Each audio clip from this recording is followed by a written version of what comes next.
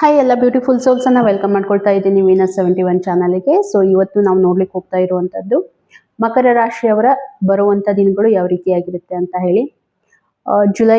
July first week ಅಲ್ಲಿ ಅವ್ರಿಗೆ ಏನೆಲ್ಲ ಅಬಂಡೆನ್ಸ್ ಅನ್ನ ತಗೊಳ್ಳಿಕ್ಕೆ ಹೋಗ್ತಾ ಇದ್ದಾರೆ ಅವರ ಲೈಫ್ ಅಲ್ಲಿ ಅಂತ ಹೇಳಿ ನೋಡ್ಕೊಂಡು ಬರೋಣ. ಹಾಗೆ ರೀಡಿಂಗಿಗೆ ಕನೆಕ್ಟ್ ಆಗೋದಕ್ಕೆ ನೀವೇನಾದ್ರೂ ಹೊಸದಾಗಿ ಈ ಚಾನಲ್ ನ ವಿಸಿಟ್ ಮಾಡ್ತಾ ಇದ್ದೀರಾ ಅಂತಂದ್ರೆ ಒಂದ್ಸಾರಿ ಚಾನಲ್ ಅನ್ನ ಸಬ್ಸ್ಕ್ರೈಬ್ ಮಾಡ್ಕೊಳ್ಳಿ. ತುಂಬಾ ಅಕ್ಯುರೇಟ್ ಆಗಿ ನಿಮ್ಗೆ ರೀಡಿಂಗ್ ಬರುತ್ತೆ. ಇಷ್ಟೇ ಅಲ್ಲ, ಪೇಯ್ಡ್ ಕನ್ಸಲ್ಟೇಷನ್ಸ್ ಆಪ್ಷನ್ಸ್ ಕೂಡ ಇರುತ್ತೆ. ನಿಮಗೆ ರಿಲೇಟೆಡ್ ನಿಮ್ಮ ಕ್ವೆರಿ ಏನೇ ಇರ್ಬೋದು, ಮದುವೆ ಬಗ್ಗೆ ಕೇಳುವಂಥದ್ದು, ಕರಿಯರ್, ಜಾಬ್, ಗೌರ್ಮೆಂಟ್ ಜಾಬ್ ಏನೇ ಇದ್ರೂ ಕೂಡ ನೀವು ಒಂದ್ಸಾರಿ ಕನ್ಸಲ್ಟ್ ಮಾಡಬಹುದು. ಖಂಡಿತ ನಿಮಗೆ ಅಕ್ಯುರೇಟ್ ಆಗಿ ಆನ್ಸರ್ ಸಿಗುತ್ತೆ ವಿತ್ ರೆಮಿಡೀಸ್ ಜೊತೆಗೆ ಅಂತ ಹೇಳ್ಬೋದು. ಓಕೆ, ಸೊ ಈ ಒಂದು ರೀಡಿಂಗ್ ಅನ್ನ married, unmarried, first second marriage ಯಾರಾದ್ರೂ ನೋಡ್ಬೋದು. ನೀವು ರಿಲೇಶನ್ಶಿಪ್ ಅಲ್ಲಿ ಇದ್ದೀರಾ ಅವರು ಕೂಡ ನೋಡ್ಬೋದು. ಹಾಗಿದ್ರೆ ಜುಲೈ ಫಸ್ಟ್ ವೀಕ್ ಅಲ್ಲಿ ಮಕರ ರಾಶಿಯವ್ರಿಗೆ ಏನೆಲ್ಲ ಬರ್ಲಿಕ್ಕೆ ಹೋಗ್ತಾ ಇದೆ ಅಂತ ಹೇಳಿ ಒಂದ್ಸಾರಿ ಚೆಕ್ ಮಾಡೋಣ. ಎನರ್ಜಿಯನ್ನ ಕ್ಲೇಮ್ ಮಾಡೋದನ್ನ ಮಾತ್ರ ಮರಿಲಿಕ್ಕೆ ಹೋಗ್ಬೇಡಿ.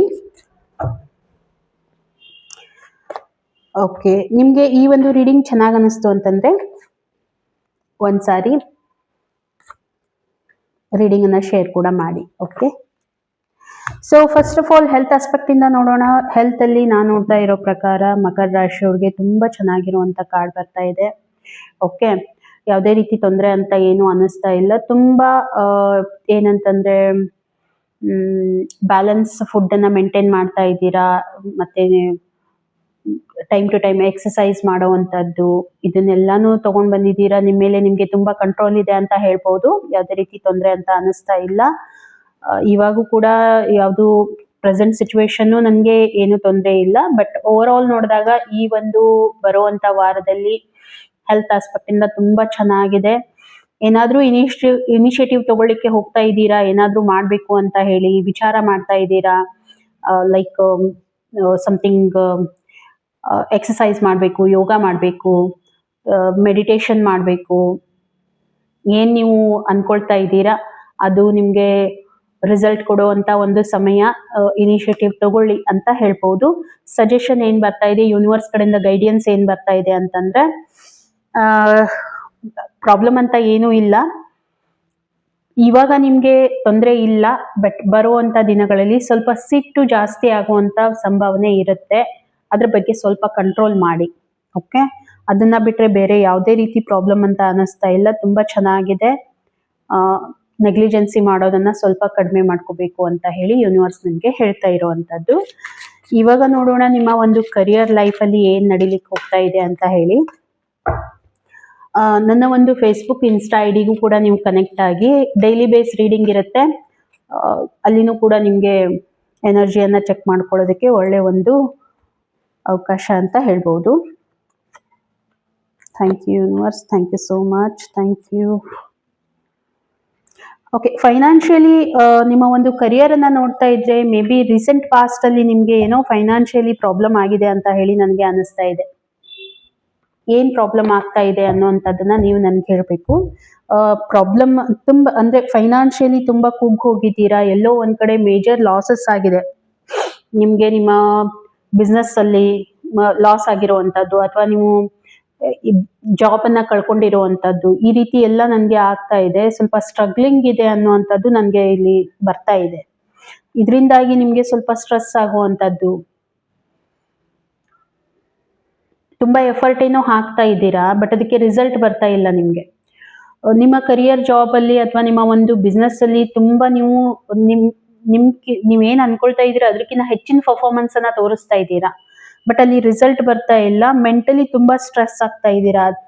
ಮೇನ್ ಆಗಿ ನಿಮ್ಮ ಜಾಬ್ ಅಥವಾ ಬಿಸ್ನೆಸ್ ಇಂದ ನಿಮ್ಗೆ ಏನಾದ್ರೂ ಹೆಲ್ತ್ ಇಶ್ಯೂಸ್ ಆಗುವಂತದ್ದು, ಅದು ಮೆಂಟಲಿ ಸ್ಟ್ರಗಲ್ ನೀವು ಮಾಡುವಂತದ್ದು. ಚಾಲೆಂಜಸ್ ತುಂಬಾ ಇದೆ. ಇವಾಗ ಪ್ರೆಸೆಂಟ್ ಸಿಚುವೇಶನ್ ನಾನು ನೋಡ್ತಾ ಇದ್ದೀನಿ, ಚಾಲೆಂಜಸ್ ಬರ್ತಾ ಇದೆ.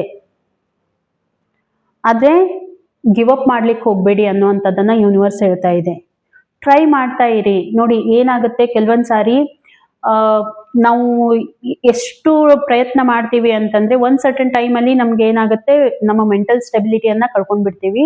ಆಯ್ತು ಇಷ್ಟೇ ಸಾಕು, ಇನ್ನು ನಾನು ಮಾಡ್ಲಿಕ್ಕೆ ಆಗೋದಿಲ್ಲ ಅನ್ನೋಂತ ನಿಮ್ಗೆ ಮೈಂಡ್ ಅಲ್ಲಿ ಬರುತ್ತೆ. ಬಟ್ ಯೂನಿವರ್ಸ್ ಏನ್ ಹೇಳ್ತಾ ಇದೆ, ಟ್ರೈ ಮಾಡ್ತಾ ಇರಿ, ಖಂಡಿತ ನಿಮ್ಗೆ ಸಕ್ಸಸ್ ಸಿಗುತ್ತೆ.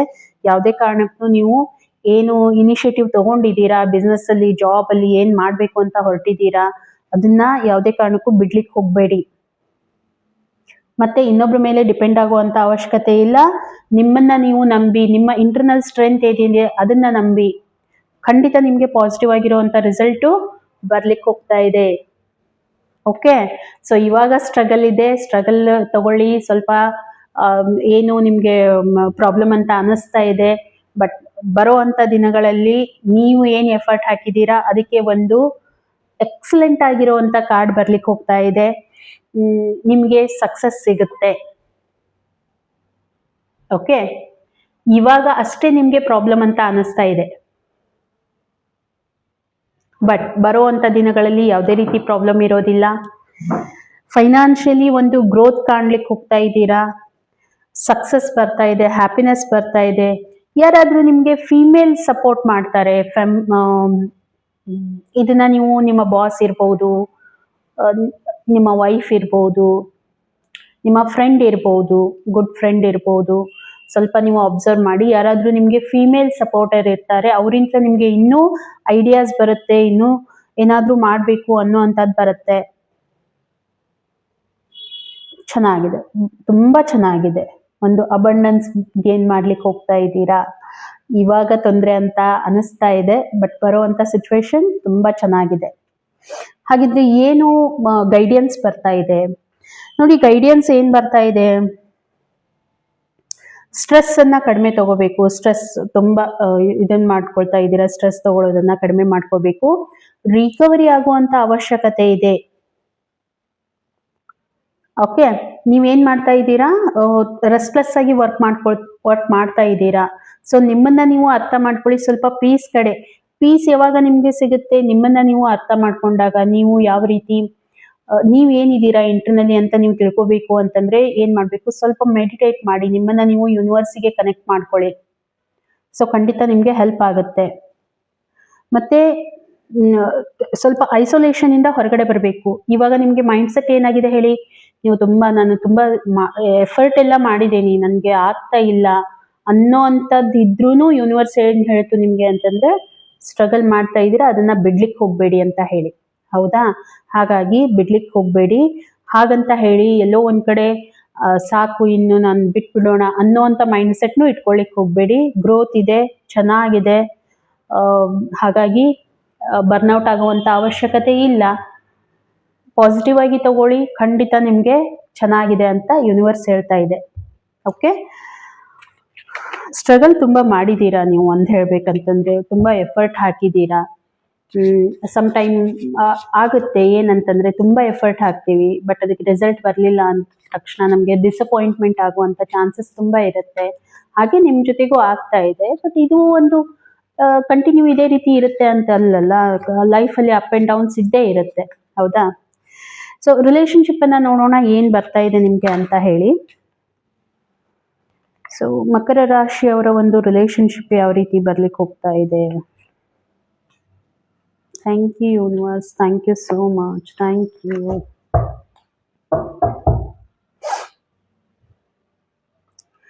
ನಾನು ಅನ್ಕೊಳ್ತೀನಿ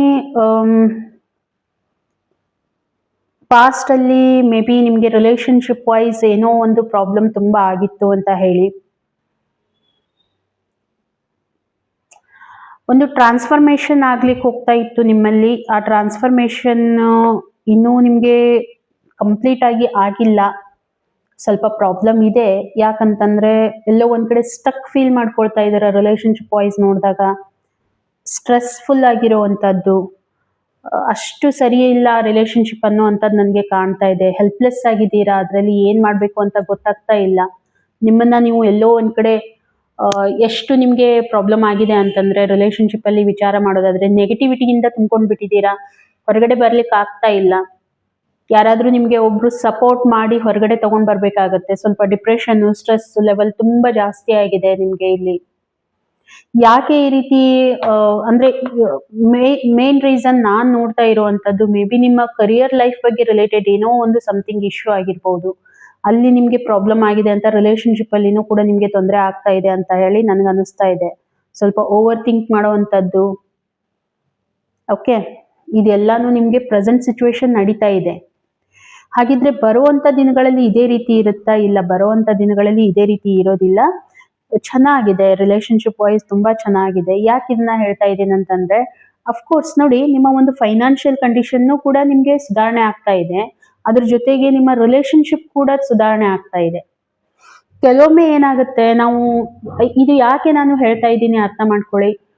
ನಮ್ಮ ಒಂದು ಲವ್ ಲೈಫ್ ಅಥವಾ ನಮ್ಮ ಪಾರ್ಟ್ನರ್ ಲೈಫ್ ಜೊತೆಗೆ ನಾವು ಲೀಡ್ ಮಾಡ್ತಾ ಇದ್ದೀವಿ ಪಾರ್ಟ್ನರ್ ಜೊತೆಗೆ ಅಂತಂದ್ರೆ, ಆ, ಜ- ಏನು ನಮ್ಮ ಅವಶ್ಯಕತೆಗಳು ಏನಿದೆ ಅದನ್ನು ನಾವು ಕಂಪ್ಲೀಟ್ ಮಾಡ್ಲಿಕ್ಕೆ ಆಗ್ಲಿಲ್ಲ ಅಂದ್ರೆ, ಒಂದ್ ಸರ್ಟನ್ ಟೈಮ್ ಅಲ್ಲಿ ಆ ಒಂದು ಕಪಲ್ಸ್ ನಡುವೆ ಅಥವಾ ಒಂದು ರಿಲೇಶನ್ಶಿಪ್ ಅಲ್ಲಿ ಬಿರುಕು ಬರುವಂತ ಸಾಧ್ಯತೆ ತುಂಬಾ ಇರುತ್ತೆ.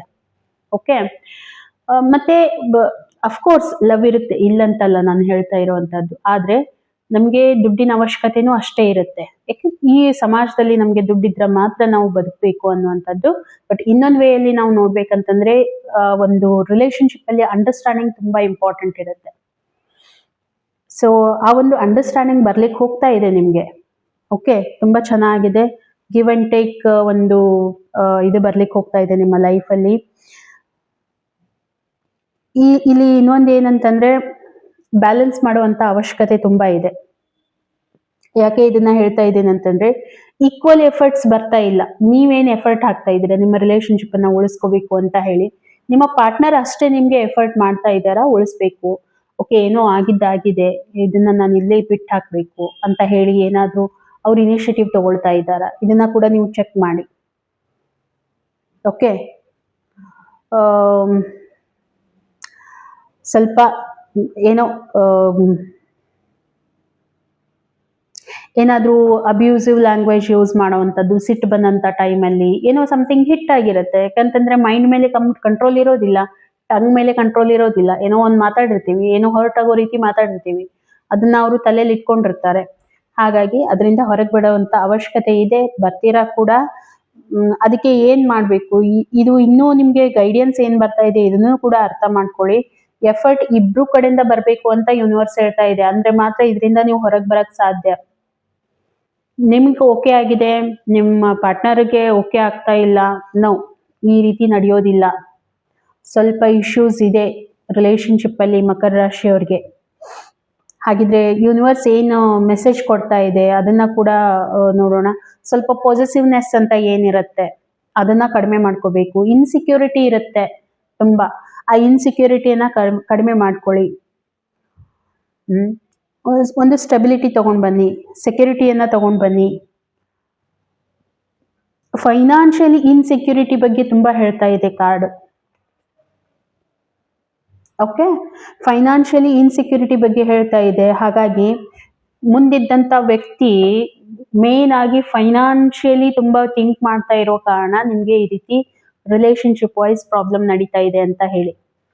ಅದ್ರ ಬಗ್ಗೆ ಸ್ವಲ್ಪ ಗಮನ ಇರ್ಲಿ. ಯಾಕಂತಂದ್ರೆ ಇದು ಒಂದು ಜನರಲ್ ರೀಡಿಂಗ್ ಆಗಿರುತ್ತೆ, ಎಲ್ರಿಗೂ ರೆಸೊನೇಟ್ ಆಗ್ಬೇಕು ಅಂತ ಇರೋದಿಲ್ಲ. ಯಾರಿಗೆ ಎಷ್ಟು ರೆಸೊನೇಟ್ ಆಗುತ್ತೆ ಅಷ್ಟನ್ನ ತಗೊಳ್ಳಿ ಪಾಸಿಟಿವ್ ವೇ ಅಲ್ಲಿ, ಉಳಿದಿದ್ದು ಆಸ್ ಎ ಗೈಡೆನ್ಸ್ ಅಂತ ತಗೊಳ್ಳಿ. ಹಾಗೆ ನಿಮ್ಗೆ ಕನೆಕ್ಟ್ ಆಗಿತ್ತು ಅಂತಂದ್ರೆ ಓಕೆ, ಒಂದು ಲೈಕ್ ಕೊಡಿ ಅಂತ ಹೇಳ್ಬಹುದು. ಮತ್ತೆ ಇನ್ನೂ ಒಂದು ಏನಂತಂದ್ರೆ, ನಿಮ್ಗೆ ಆಕ್ಚುಲಿ ಪ್ರಾಬ್ಲಮ್ ನಡೀತಾ ಇದೆ ರಿಲೇಶನ್ಶಿಪ್ ಅಲ್ಲಿ, ಸುಧಾರಣೆ ಮಾಡ್ಕೋಬೇಕು ಅನ್ನುವಂಥದ್ದು ಏನಾದ್ರೂ ಇತ್ತು ಕಾನ್ಸೆಪ್ಟ್ ಅಂತಂದ್ರೆ, ಸೊ ನನ್ನ ಮೊಬೈಲ್ ನಂಬರ್ ಅನ್ನ ಮೆನ್ಷನ್ ಮಾಡಿರ್ತೀನಿ, ಒಂದ್ಸಾರಿ ಕನೆಕ್ಟ್ ಮಾಡ್ಕೊಳ್ಳಿ. ಪೇಡ್ ಕನ್ಸಲ್ಟೇಷನ್ಸ್ ಇರುತ್ತೆ, ಒಂದ್ಸಾರಿ ರೀಡಿಂಗ್ ಅನ್ನ ತಗೊಳ್ಳಿ, ನಿಮ್ಗೆ ಫರ್ದರ್ ಏನಿರೋದು ನಾನು ಹೇಳಿರ್ತೀನಿ. ಓಕೆ, ಸೊ ಹಾಗಿದ್ರೆ ರೀಡಿಂಗ್ ಅನ್ನ ಹೇಗನ್ನಿಸ್ತು ಅನ್ನುವಂಥದ್ದನ್ನ ಒಂದ್ಸಾರಿ ನನಗೆ ಕಮೆಂಟ್ ಅಲ್ಲಿ ತಿಳಿಸಿ, ಆದಷ್ಟು ಶೇರ್ ಮಾಡಿ ಅಂತ ಹೇಳ್ಬಹುದು. ವೆರಿ ಸೂನ್ ನಾನು ನಿಮ್ಮನ್ನ ಇನ್ಸ್ಟಾಗೆ ಕನೆಕ್ಟ್ ಮಾಡಬೇಕು, ಲೈವ್ ಅಲ್ಲಿ ಬರ್ಬೇಕಂತ ಇದ್ದೀನಿ. ಯಾರ್ಯಾರು ನನಗೆ ಕನೆಕ್ಟ್ ಆಗ್ತೀರಾ, ಫಸ್ಟ್ 10 ಮೆಂಬರ್ಸ್ ಯಾರು ನನಗೆ ಕನೆಕ್ಟ್ ಆಗ್ತಾರೆ ಅವ್ರಿಗೆ ನನ್ನ ಕಡೆಯಿಂದ ಫ್ರೀ ಕನ್ಸಲ್ಟೇಷನ್ಸ್ ಇರುತ್ತೆ. ರಿಲೇಟೆಡ್ ನಿಮ್ಮ ಜಾಬ್, ಕರಿಯರ್ ಅಥವಾ ನಿಮ್ಮ ಒಂದು ಹೆಲ್ತ್ ಆಸ್ಪೆಕ್ಟ್ ಏನಿದ್ರು ನೀವು ಕೇಳಬಹುದು. ನಾನು ಅನೌನ್ಸ್ಮೆಂಟ್ ಅನ್ನ ಮಾಡ್ತೀನಿ, ಚೆಕ್ ಮಾಡ್ತಾ ಇರಿ. ಓಕೆ, ಸಿಗೋಣ ಇನ್ನೊಂದು ವಿಡಿಯೋದಲ್ಲಿ. ಇಲ್ಲಿವರೆಗೂ ಎಲ್ರಿಗೂ ಥ್ಯಾಂಕ್ ಯು.